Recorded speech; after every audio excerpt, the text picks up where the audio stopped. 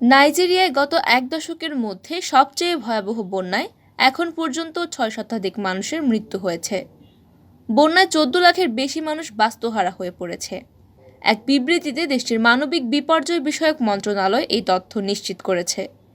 মানবিক বিপর্যয় মন্ত্রী সাদিয়া উমার ফারুক এক বিবৃতিতে বলেন, দুর্ভাগ্যজনক যে ১৬ অক্টোবর পর্যন্ত ৬০৩ জনের মৃত্যুর খবর পাওয়া গেছে।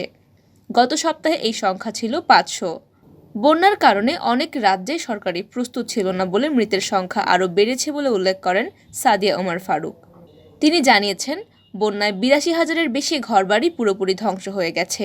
এছাড়া আরও ১,১০,০০০ হেক্টর জমিও ক্ষতিগ্রস্ত হয়েছে।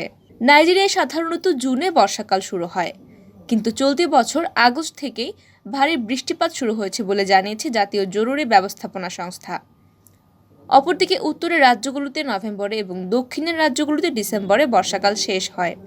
ফলে আগামী কয়েক সপ্তাহ দেশটিতে আরও বৃষ্টিপাত হবে বলে ধারণা করা হচ্ছে। এর আগে ২০১২ সালে দেশটিতে বন্যায় ৩৬৩ জন প্রাণ হারায়। এছাড়া আরও ২১ লাখ মানুষ বন্যায় বাস্তুহারা হয়ে পড়ে।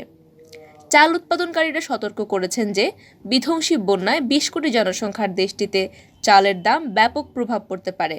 সেখানে বর্তমানে স্থানীয় উৎপাদন বৃদ্ধি করতে চাল আমদানি নিষিদ্ধ করা হয়েছে।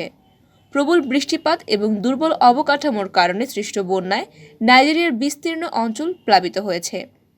এর প্রভাবে আফ্রিকার সবচেয়ে জনবহুল দেশটিতে খাদ্য নিরাপত্তাহীনতা ও মূল্যস্ফীতি পরিস্থিতির আরও ভয়াবহ আকার ধারণ করতে পারে বলে আশঙ্কা করা হচ্ছে।